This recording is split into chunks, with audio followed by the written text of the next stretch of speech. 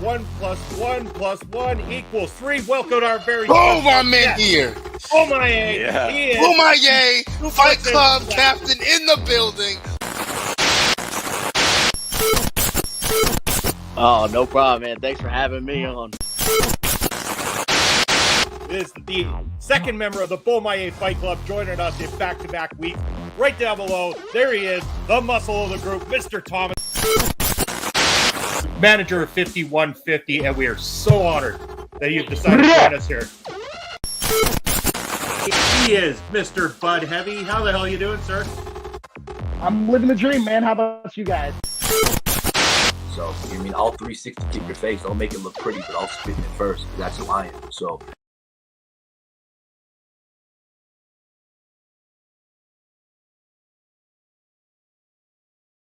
the number you have dialed has been changed. The new number is, please note,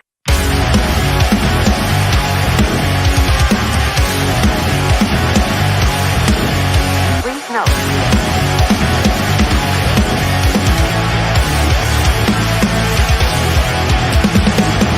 Never gonna stop, never gonna change, never gonna do the things you say. I run my own way to get there. Fools are calling and the odds seem to care. In the air, no more crowd, just the opposite kind of few clouds. So tell me this time is coming for the sake of all your lies. Why don't you try to be wise? Know that I need you anyway.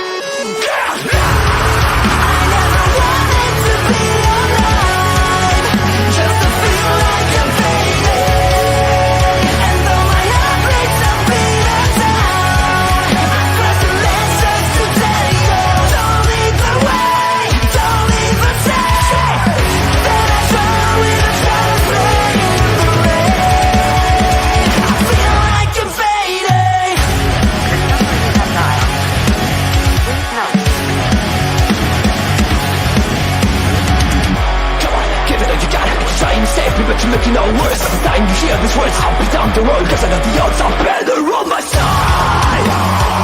Why don't you try to be wise? Help me, I'm calling you cry. I never wanted to be alive, just to feel like I'm fading. And though my heart breaks a beat down, I try to live just to tell you, don't lead the way, don't leave us.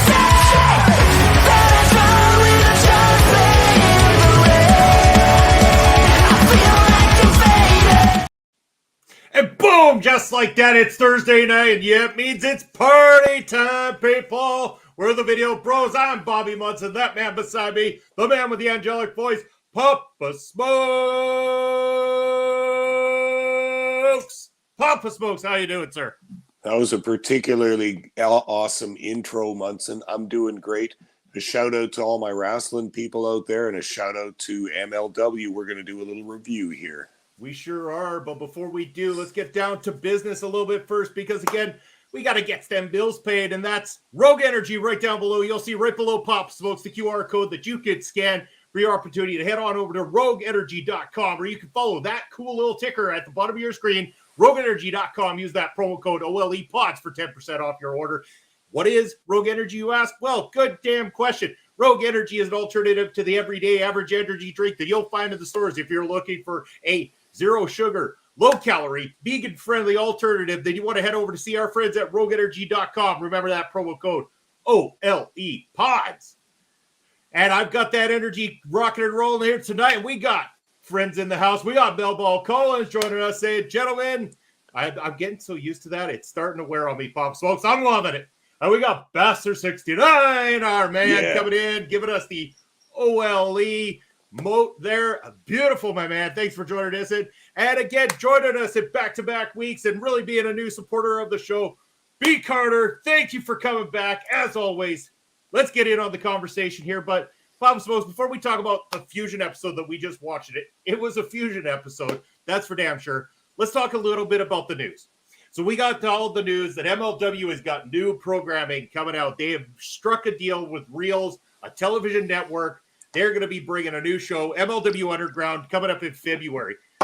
And I've been searching, Papa Smokes, and I've come to the conclusion MLW Underground might not exactly be accessible to us here in Canada or anywhere outside of the United States.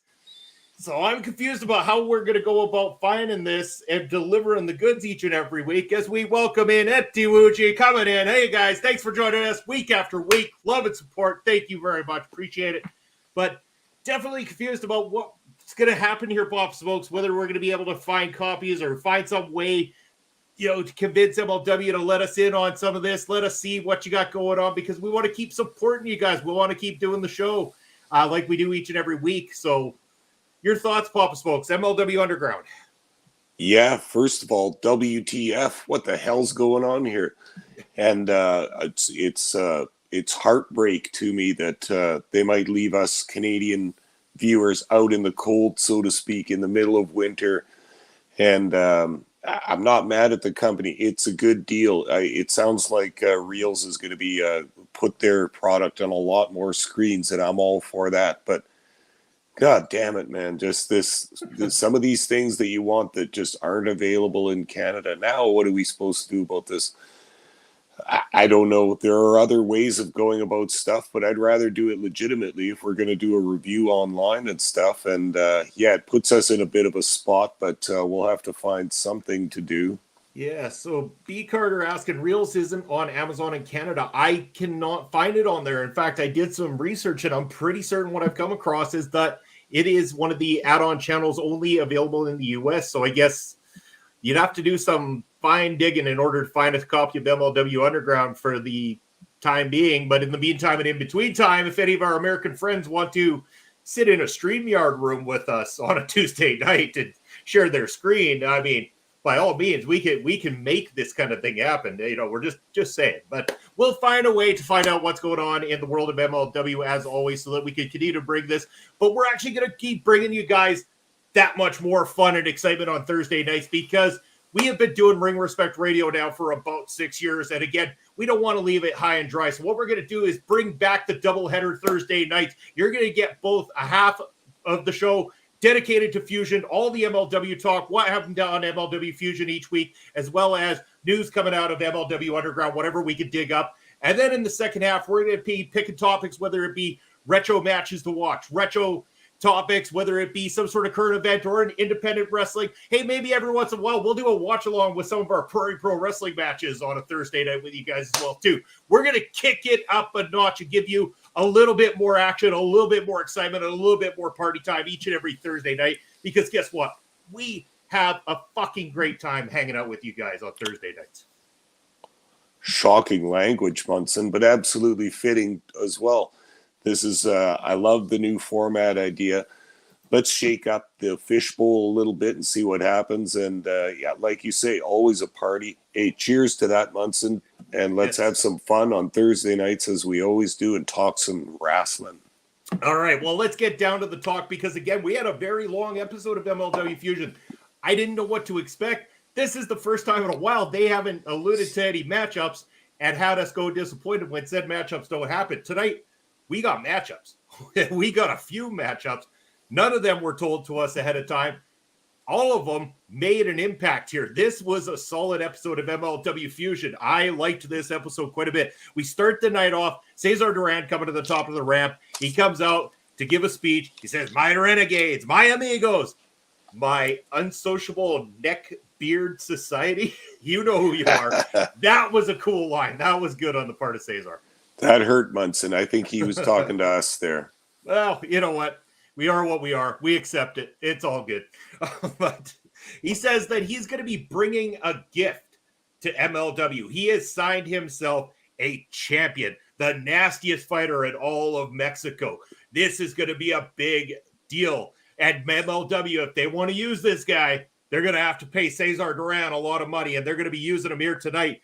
We get Sam Adonis aligning himself with Cesar Duran and making his debut. This is going to be my first look in on Sam Adonis that I'm aware of, have heard the name, have heard him making a splash. Been excited to see this. And he gets a nice, beautiful looking intro. Good looking, man. Like, he comes out there looking like a solid dude. They say he's a luchador, but he stands at 6'4", 230 pounds. Like, this is not your average luchador. Yeah, I was impressed by this debut a whole bunch. I was telling you before that I followed Sam Adonis on Twitter a year or two ago because I thought some of his tweets were cool. This is a old school guy who kind of values still kayfabe, likes to keep it real for the fans, likes to do things the old-fashioned way, which sounds funny to say now. He's doing it the way of the 70s and 80s, but I guess that's old-fashioned in wrestling timelines now. But at any rate, he looks cool. He looks awesome. Big guy, cool gimmick, has all kinds of flashy ring wear and his bleached blonde hair and everything. He's got a body. He's got size. And coming out with Cesar Duran, you could see that this is a guy that's going to get pushed probably at this point kind of in the middle of the card type area, but looking real good. And then we got a match from him too. We did. And yeah, as B. Carter coming in, he was the real deal. 100% agree. And we got to see that inside that ring. Did you catch the name of the poor bastard that had to go up against Sam Adonis in this one, Papa Smokes? Well, let's consult my notes here. I have written job guy, Johnny Blank. So that's as far as I got. It was Johnny somebody or other, but there wasn't much priority put on his name in this match. Not at all. Poor Johnny Blank getting in there and getting the floor mopped with him. Sam Adonis looks fantastic inside that ring. And again, he would go on into his interview with Sam Laterna afterward and state exactly what we just saw. He isn't about the flash. He isn't flipping around like an idiot or anything of the sort. He is out there to hurt people. And hurt Johnny Blank he did in this matchup. Yeah, absolutely. And this was a perfect way to debut a brand new heel, is that you bring him in with a awesome introduction from an established person in the company, high up in the company, Cesar Duran, who's now looks like he's going to be doing some ringside managing as well. So you have him, bring him in like he's a big deal, give him a match against a job guy, make him look dominant.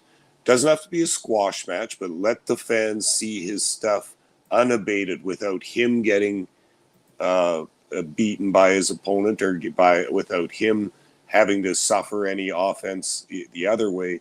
Just have him show his stuff in the ring so the fans can all get a good look at him. That's what we got here. This is the perfect kind of debut. It splashes Adonis into the company, makes him look like $1 million. Yeah, and again, afterwards, what else made him look like $1 million is that interview with Sam Laterna at the top of the ramp. Like I mentioned before, he said he's not flashy, he's not there to do the flips, he's not there to look like an idiot, he's there to hurt people. And again, you alluded to the final words within this particular interview. In particular, Papa Smokes, I'll let you take this one out, let everybody know what Sam Adonis dropped on us. Well, yeah, I recognized the little phrases there. He said, questions are a burden and answers a prison for oneself. And any classic heavy metal fans will recognize that as an Iron Maiden lyric. It took me a second to remember what song it was, but I had all that stuff memorized when I was a young teenager and stuff. So it came back for sure. Nice use of it. It sounded perfect there. Papa Smokes was rocking out in his room to some Bruce Dickinson, giving the sign of 666, the number of the beast. Hell yeah. It must have been a good rocking time. But yeah, what a great way to kick off Fusion here. But what better way to kick up the energy on Fusion than a backstage segment with Boomaye, Boomaye, Boomaye. It's Alex Kane, and it's backed up by Mr. Thomas. Again, unfortunately, news broke recently. Byron Reed no longer with MLW. He is now a free agent. So again, we won't be seeing him within those promos. Alex Kane stating that the Bulldogs, he wants to take them out back behind the shed and finally put them to rest. And then he's going to rename the Opera Cup the Oprah Cup to just further add insult to injury when it comes to the things that he's done. And just baby Smokes, that would have been an interesting character. That's right. I wasn't a baby then, but I probably just had the little grade 8 mustache going on at that time. That's classy right there. But the Smoke's name still stuck though, right? Of course. But this was another awesome promo by Alex Kane. He's so good. he goes in different directions every time. He's always got a new joke. He's hilarious, and I love Mr. Thomas in the background too. We had such a good time interviewing both those guys that I just love seeing their stuff now. And Kane continues to hit it out of the park on the mic, and he's got mockery, he's got belittlement for his opponents and everything, and he gave it up for the Opera Cup. He's making a mockery of it now too, and that's not going to go over well with some of the other people on the other side in MLW. Not at all. And after he mentions about renaming the Opera Cup the Oprah Cup, he then says he's going to go on to win the next Battle Riot of the MLW, go on to then take on the champion, alluding to that still being Alexander Hammerstone at that point in time. And he's going to have his foot on Hammer's chest, holding up the MLW Championship belt. I don't doubt Alex Kane when he makes comments like this. Well, and it's interesting too, because for someone who just held the National Openweight Championship recently, he's not interested in getting that back. He's got his eyes on the big prize. So this is interesting that they have Alex Kane saying this now. Does this signal that he will make a push to the top part of the card and into the major championship picture? Kind of looks like it. Yeah, and it's good because you know what? He is that damn good. But right after this segment was done, they went to an outside. It was Davey Boy Smith Jr. and the Billington Bulldogs arriving at the arena that day. They go right up to him to mention to them about the renaming. Alex Kane saying that he's going to rename the Opera Cup the Oprah Cup. And you could see the camera had to get closer to Davey Boy Smith Jr. because the less experienced Billington Bulldogs there, they were having a good little chuckle at the name of the Oprah Cup that was dropped. So was Davey Boy too, but he couldn't get away from the camera.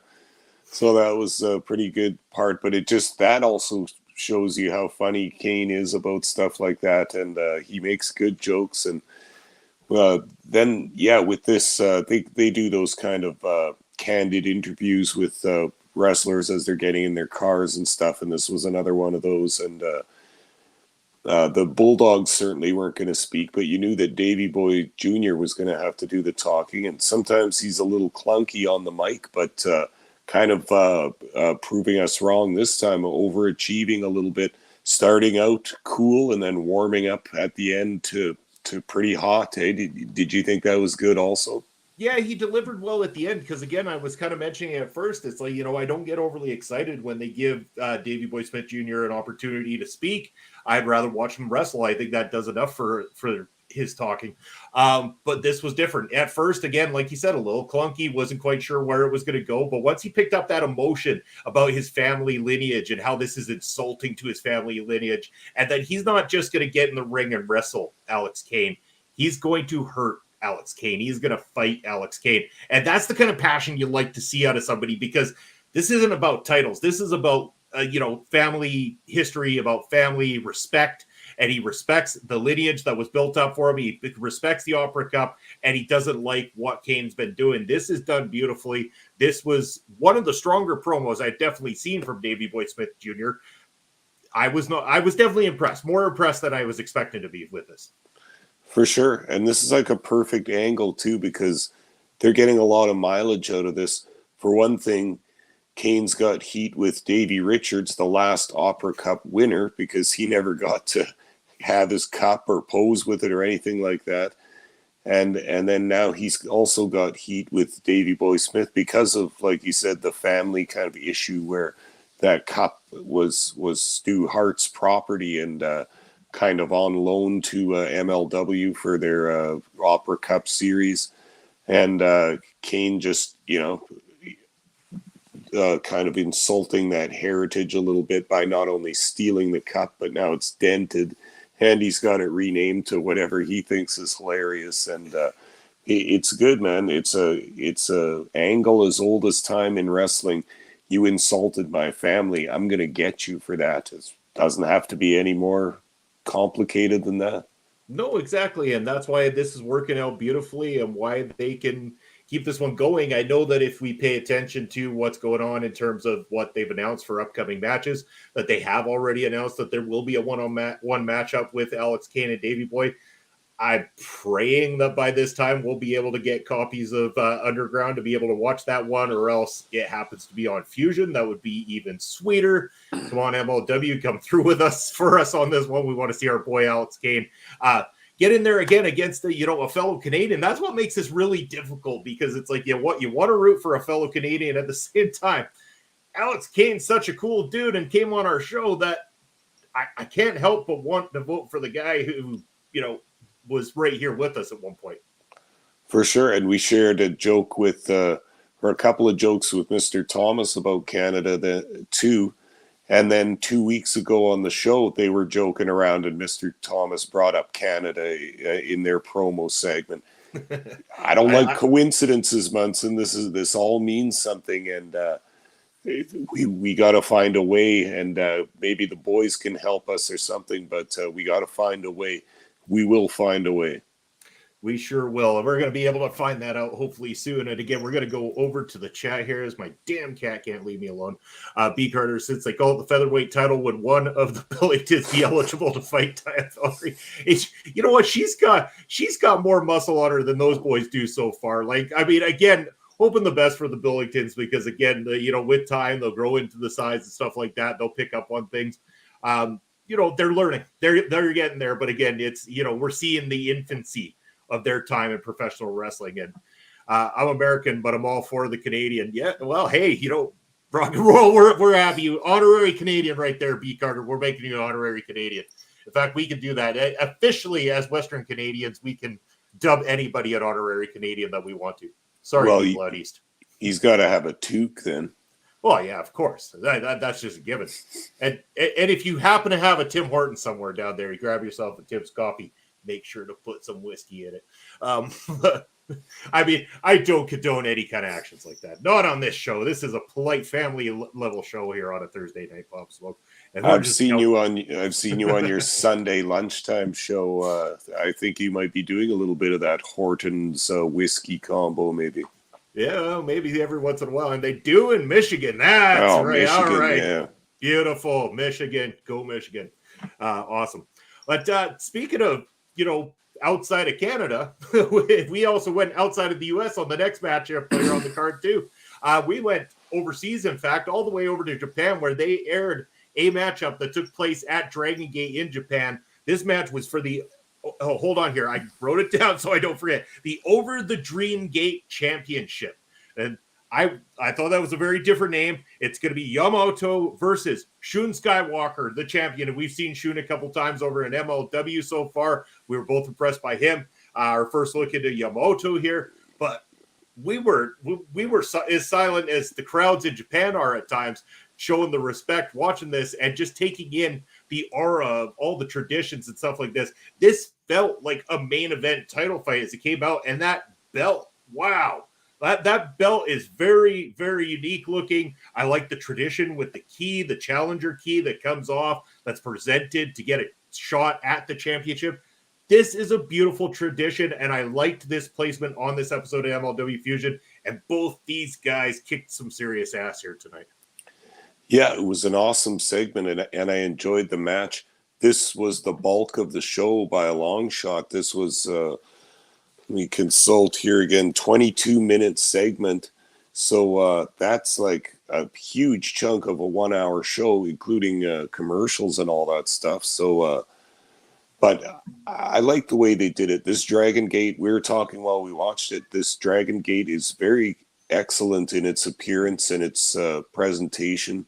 They have good production value. The venue it was in seemed very huge, but the fans were very quiet. You were also saying you could see people distanced in their seating and also with a lot of masks on. So not sure how many people were there, but it was a giant cavernous building. And they dedicated a lot of time to this segment. When that Yamamoto came out the first time, he's got a huge, long ramp to walk down to the ring. Halfway to the ring, he just lays down on his back and is just laying in the middle of the ramp. I'm thinking, okay, that's interesting. And then, he just laid there for a minute and a half or something. And then he just got up, kept walking to the ring. So I don't know what that means in terms of an entrance, but it also showed that they were in no hurry to get to the ring. And yeah, Could say it better myself. for sure. But they obviously didn't care about that. And I thought it was cool in the whole presentation of the thing because they have a little bit of ceremony before the matches, which I've always liked about a lot of those Japanese cards, including the key and the belt. That's kind of a neat, innovative thing to do. And lots of pictures, lots of historical stuff, handshakes, and everything going on before. Each wrestler, once Skywalker came out, has a corner, like a corner men, so to speak. But I'm not talking like they're cronies like in North American wrestling, guys in their wrestling gimmicks coming up. These are guys all with the same color T-shirts, like a manager and a cut man. And in boxing, like you have a little posse behind you that help you with your stuff. One guy sticks the stool underneath in between rounds. One guy wipes the sweat off. It was that kind of corner man. So again, that gives it the look of like a title fight kind of thing. And man, it must have been, it was 8 or 9 minutes before the match even started with both those entrances and all the splendor and everything. And then the rituals and stuff before the match begins. And so, yeah, they wanted to show Stardom in all its glory. And I like this kind of thing because it's different. And the Japanese do things just a little bit differently than us. And I like it because it's a cool change. Even that ring looked cool, and the ringside area was very nicely laid out, and the camera shots looked good and everything. So this, my first impressions of watching Stardom stuff was definitely positive. Yeah, and like they could have honestly called this as the main event and left the rest of the stuff for next week for all it was worth. I mean, this did go a long time. This took up a good chunk of the time. Like B. Carter saying, a little editing goes a long way. And I will say, yeah, it was our first look into Dragon Gate. Very interested to check it out more. But if anyone wants to find out more about Japanese wrestling, as you saw Melba Collins in the chat earlier, her and her tag team partner in crime, Andre, are always doing the watch-alongs, doing the reviews of all things Japanese wrestling, whether it be Dragon Gate, Stardom, New Japan. They've got you covered. They know the ups and ups when it comes to Japanese wrestling. So if you have any questions, definitely reach out to them and check out their work as well, too. But yeah, I would love to check out more from them. Again, Yamamoto picking up a big victory, getting to be the new champion, crowned the new Dream Gate champion. The Open Dream Gate champion. I got to check my note again there. Over the Dream Gate champion. Sorry about that. There we go. Over the Dream Gate champion. Very unique name for that title and a very unique belt. But Yamamoto picking up the victory here tonight and becoming the new champion. But yeah, I mean, again, outside of this maybe being the main event or maybe, not having all of the content in there, yeah, it was great. I mean, the matchup was solid. These two guys are solid. This looked nice. Presentation was nice. I still going to give it a total pass because, again, with some of the stuff we've been getting delivered over the last few weeks here, this fusion didn't feel as long as it actually was. This one felt like it went by quite quickly because I was entertained throughout the entire time. Yeah, you could tell that something's changed in the last month or two with Fusion in terms of the editing and the way the show is laid out and stuff. It just seems like there's different people working on it or different producers or directors. But this was one of those episodes that they just filled up with wrestling. It's pretty much all wrestling. There were a couple of awesome promo segments and all that, but I always like it when they just, instead of having 2 matches and a bunch of other segments, they have like 3 matches. And this was even 1 short match and 2 decently long matches. So not too bad. This is one of the episodes I like because there's lots of in-ring action. Yeah, we're going to get to the main event of that in-ring action. But before we do, there was a couple of more pieces. And one of those pieces is a little bit more of a heartfelt piece. They took us to go and see Richard Holiday. They showed all his time with MLW, with the Dynasty, saying he's the longest tenured MLW wrestler dating back to 2018. So a long time that Holiday has been working within MLW. And this wasn't most marketable Richard Holiday that we got here. This was shooting from the hip, true to form, being himself, Richard Holiday. going out there, letting us know about the update with his health, because again, back in September, he was diagnosed with Hodgkin's lymphoma, which is a form of cancer, but he says he's positive, and the doctors have been shocked by the way he's been handling things. He is in the gym 5 to 6 days per week, training already. He is kicking the shit out of chemo and kicking the crap out of cancer. Like he's mopping the floor with it by the sounds of it, and staying positive. It was hard to see Holiday like this, but it was nice because you got to connect with the real person. You know that once he beats the hell out of this, that he is going to come back and be bigger than ever before, because there will not be a person in the world of professional wrestling that hasn't got their eyes on Richard Holiday upon his return.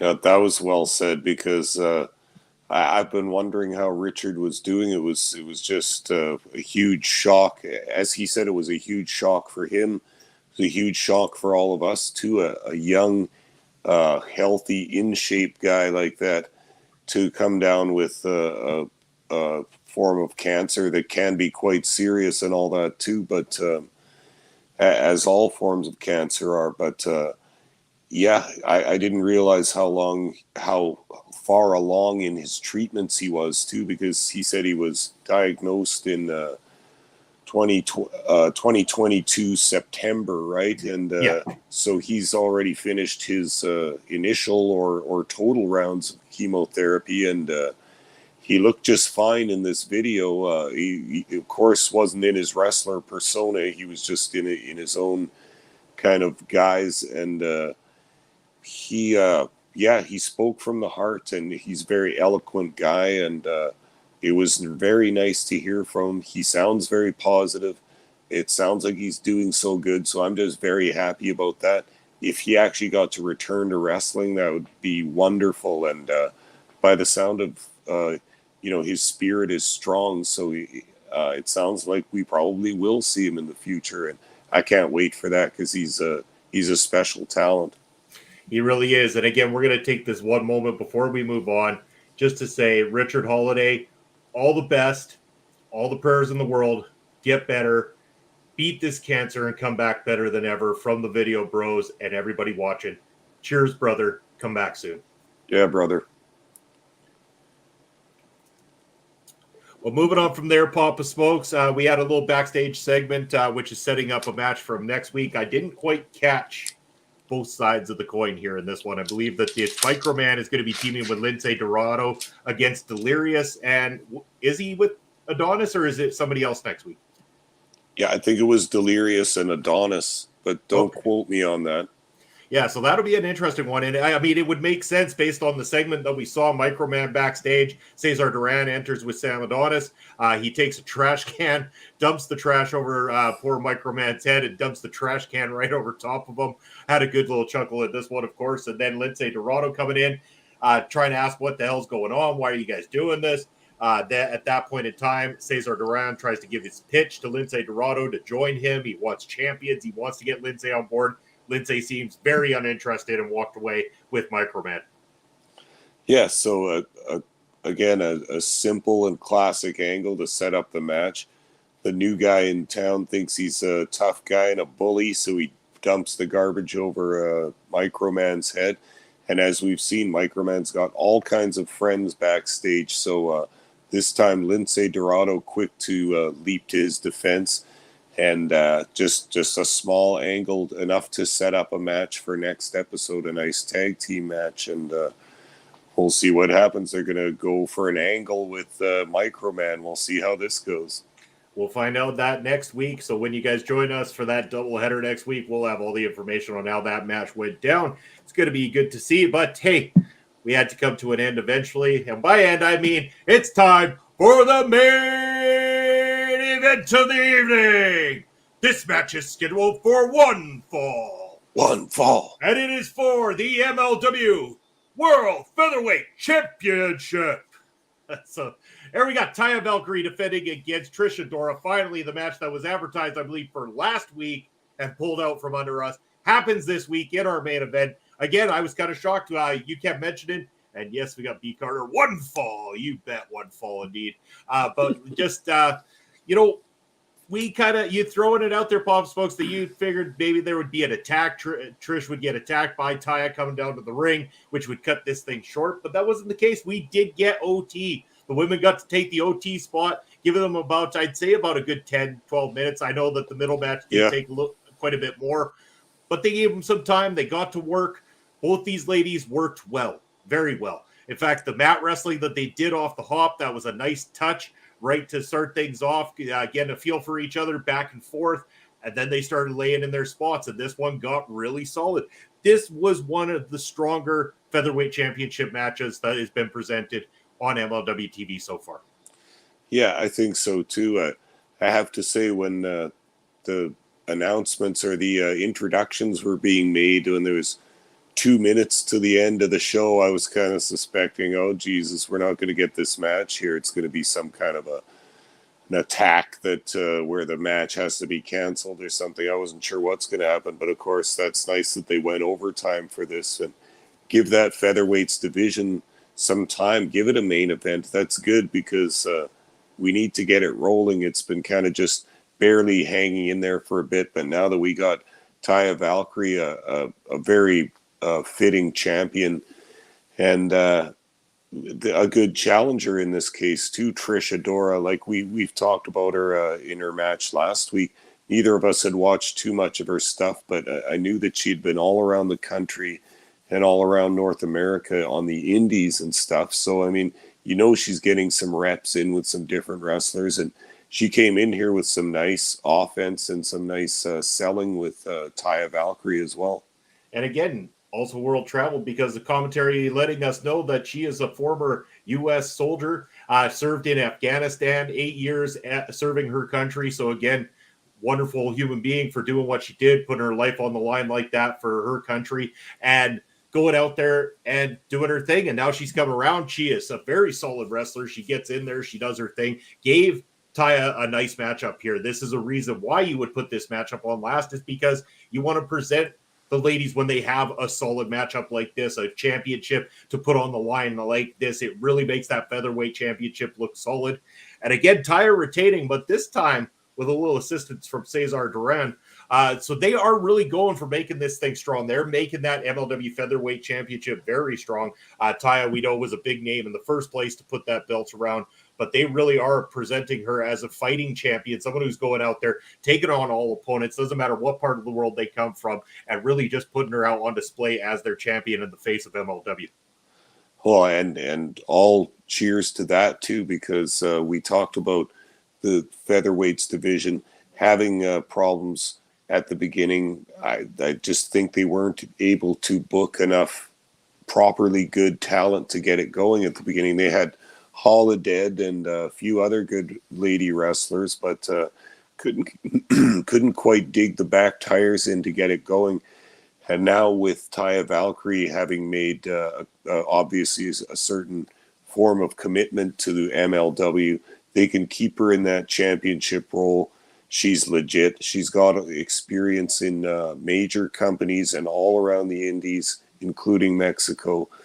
So you've got somebody that's legit there. Let her hold the belt and then feed her a steady stream of all the other female talent you can get, and including some of the luchadoras that come in too, such as Lady Flammer and the others that we saw before. That got a good match out of Taya Valkyrie as well. So that's good. Keep it up.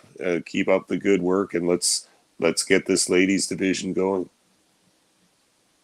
Yeah, and again, the comment from B. Carter here, Taya's husband and coming to MLW. Yes, again, Johnny Wrestling, Johnny Nitro, Johnny Fusion, whatever he is. He's Johnny Fusion when he comes to MLW. Apparently, it might be Johnny Underground by the time he actually drops on MLW by the sounds of it. But yes, he's going to be coming to MLW here coming up, and it's going to be in a big way and a big signing for the company. I mean, we both have mentioned it before. Big fans of John Hennigan. He's a great talent for them to obtain. Yeah, and didn't they announce who his match is against already too? His first match. Yes, I'm trying to think. Damn, it slipped my mind. B. Carter, help us out. I know you know. Tell us. You've got to have the goods on that one. Who's Johnny Wrestling going up? Johnny Wrestling. Might be Davey Richards. Yeah, it might be Davey Richards, but I forget. That might not. But at any rate, he's kind of like Taya Valkyrie is for ladies division too. He's established. He's a name. He's a face that all the fans recognize from having been seeing him on TV for years before that for the big companies. And then since he hasn't been in the big companies, he hits all the major indies as well and goes through because once again, everybody already recognizes him and knows who he is. So right there, Willie Mack. Thank you very much. I knew it was a good match. Yeah. That'll be great. Oh yeah, I can't go wrong there. Willie Mack's fantastic, and you know that Johnny Fusion's going to bring it in that matchup. I can't wait. Again, unfortunately, it might mean that we're searching for it because this sounds like a matchup that's going to be landed on Underground versus landed on Fusion in the near future. Yeah, we'll have to keep the search going, but if they keep making these hot matches, we will have to be like an Easter egg hunt, kind of. Yeah, you bet it will be. But hey, you know what, Papa's folks? We had a great time watching Fusion tonight. It was a great lineup. I just want to give a quick plug to Prairie Pro Wrestling, where you can catch Papa's folks and I every Saturday, calling the matchups on YouTube. Go check out Prairie Pro Wrestling on YouTube. Click subscribe. And we've got a big show coming up in Saskatoon, February the 18th. Prairie Pro Wrestling presents Love is Dead, the big main event. It's going to be El Assassino and the champ, Sheik Akbar Shabazz, taking on Colton Kelly, Cannonball Kelly, the Kelly brothers, the Kelly cousins, the Kellys, something along those lines. But the two Kellys have an opportunity. If they pin the champion in this matchup, they will then become, whoever does it, will become the new number one contender for the Prairie Pro Wrestling Championship. I'm looking forward to it. Again, if you're going to be in Saskatoon, make sure to get your tickets. Be there in a live capacity. It will sell out. It always does. We packed that place. It's going to be a tight room, but definitely check it out. And if you can't, you'll be able to tune into YouTube in the not-so-distant future and catch that as Papa Smokes and I call all the action. Looking forward to it. I'm sure you are as well, too, Papa Smokes. Well, a lot of bad blood in that main event, too. There's all four of those guys hate each other quite badly and have had some huge violent matches at PPW in the past. So now they're going to stick all four of them in the ring at the same time. Like, this is going to get nuts, man. And we're going to be right at ringside trying to film this damn thing. It's going to be tense for us, but it's going to be awesome for the crowd. And boy, they get louder and crazier every time. I can't even imagine what they'll be like for a main event like this. You bet. And we're about to say, you know, where people can find us here right away, Papa Smokes. But before we do, just so everybody knows, stick around for a little bit. We're going to be rating our good friend Heel Kevin. He's got a stream going on. Looks like he might be playing some WWE 2K22. If you want another guy who is high energy like the two of us, Heel Kevin is your man. We're going to be joining him momentarily here on Twitch. And for our people on YouTube, thanks for joining in. Make sure to like and subscribe, and you'll be sticking with us to the end with our outros coming. But before that, Papa Smokes, in the meantime, in between time, where can the good people reach out to Papa Smokes? I'm firmly living at Elon Musk land at smokes_Papa and on Twitch at Papa_Smokes_.